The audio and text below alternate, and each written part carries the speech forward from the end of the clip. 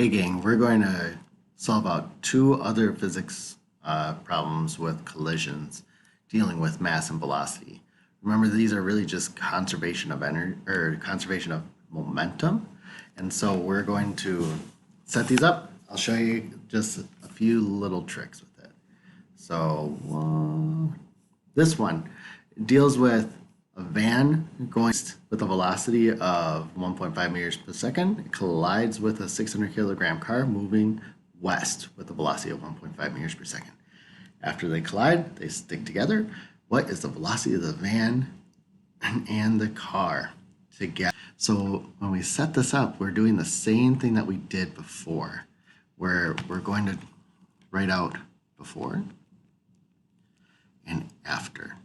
And you can keep these two things separate from each other. But it involves this van, and you can draw pictures or you can draw blocks, either way. But this one's going to the east, and the car is going to the west. So when you kind of think of east and west, it's kind of like on a compass, north, south. East is like to the right, west is like to the south. Or sorry, to the left. But here this car is going to the west. Afterwards, it says that they stick together. Now remember when we say after, it's always after something happens. And it's after they collide. So we end up with something like this. And they end up sticking together and moving together. But do they just stop? Or do they end up moving? We're not sure. We'll end up figuring it out. And it all comes down to momentum.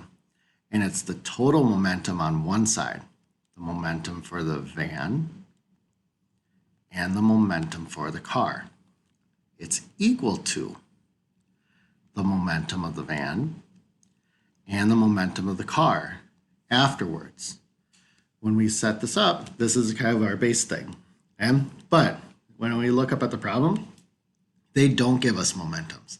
They give us masses and velocities. So we got to deal with those.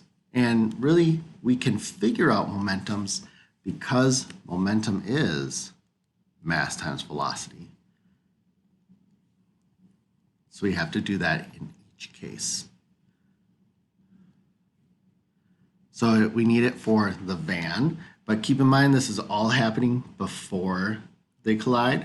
So the van has a mass of 1,000 kilograms.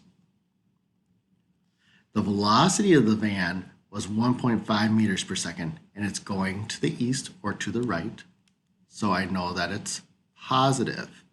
So I'm looking for those pieces there as I'm looking at for velocities. Plus the momentum of the car. It's the mass of the car. They say it's 600 kilograms. Times the velocity of the car. This is 1.5 meters per second, but it's going to the west or going left. That makes it negative 1.5. It's equal to. And then on this side, it's the same stuff, but it has to be after they collide. The mass of the van, that stays the same. It's 1,000 kilograms. But this time, the velocity of the van, they don't tell me. And it's really something I'm looking for. So I can put in a V. Plus, the momentum of the car is the mass of the car. That didn't change. It's 600 times the velocity of the car. They also don't tell me, but remember that these two things are moving together. So really, I can also put in a V. They will have the same velocity because they're moving together. So I can put V in both spots. That's how I set this up. And again, this is the hardest part of the problems, is doing the setup. And then it's doing the math. The math's not so bad. So when I'm doing the math, I just need to make sure that I'm keeping track of all my signs, like what's positive, what's negative, and doing my multiplying first and then my adding. So I take 1,000 times 1.5. I get 1,500 plus 600 times negative 1.5. And I'll end up with negative 900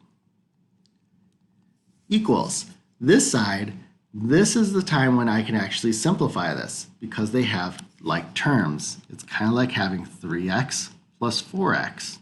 I can get 7x. Because I have like terms in both spots, I can combine those together and say it's 1,600 times v. It was different from before because in other problems we did, we only had v in one spot. We didn't have it in the other and we couldn't combine them, but now we can because we have v in both spots. Okay? So just kind of make note of that. Then, now I'm just kind of whittling down, simplifying more. And if I simplify this, I end up with 600 equals 1,600 times v. And now I got something really simple because to get v, I divide by 1,600, both sides. If I do that,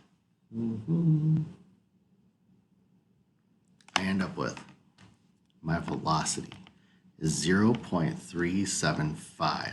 Because I solved out for velocity, it's meters per second. And that's kind of the big thing. So solving out for a problem like this is going to be something that we need to be able to do.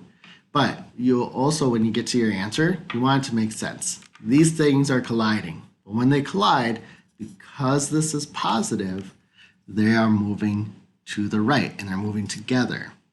But how do we know that and why does it come out that way? Well, remember that when we solved out for these momentums, take a look at the momentum of the van. To the right.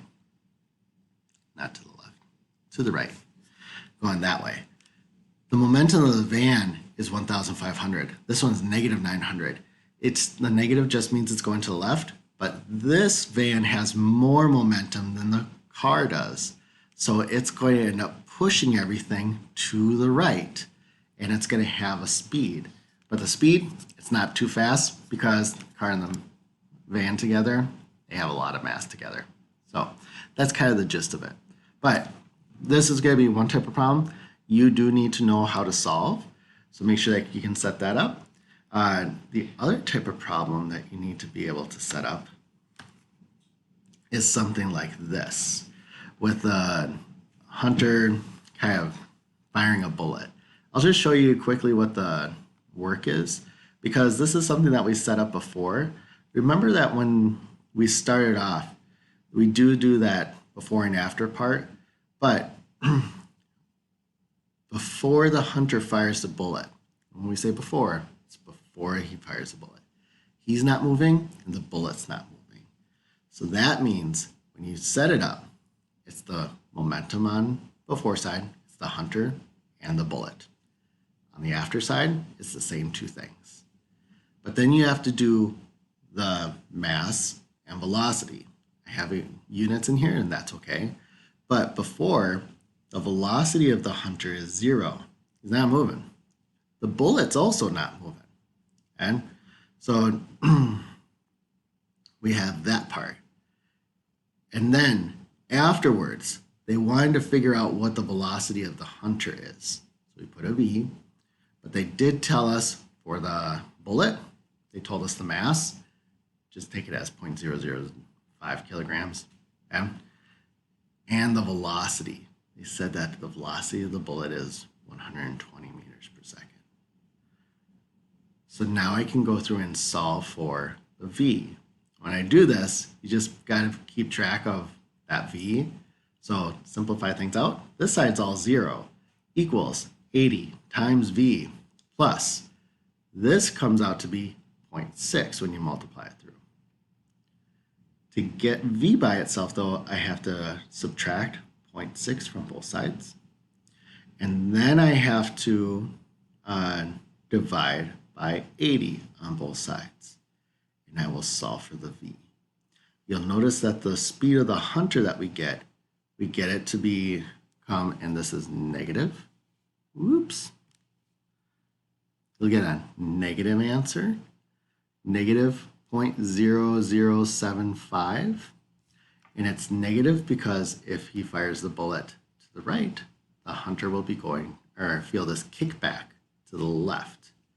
But you'll notice that his speed's very, very small because compared to the bullet's bullet's very light and it has a large speed, but the hunter has a very large mass and will have a very small speed.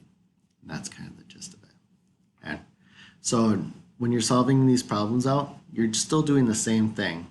Momentum before for your objects before, momentums after. You have to find what their momentums are.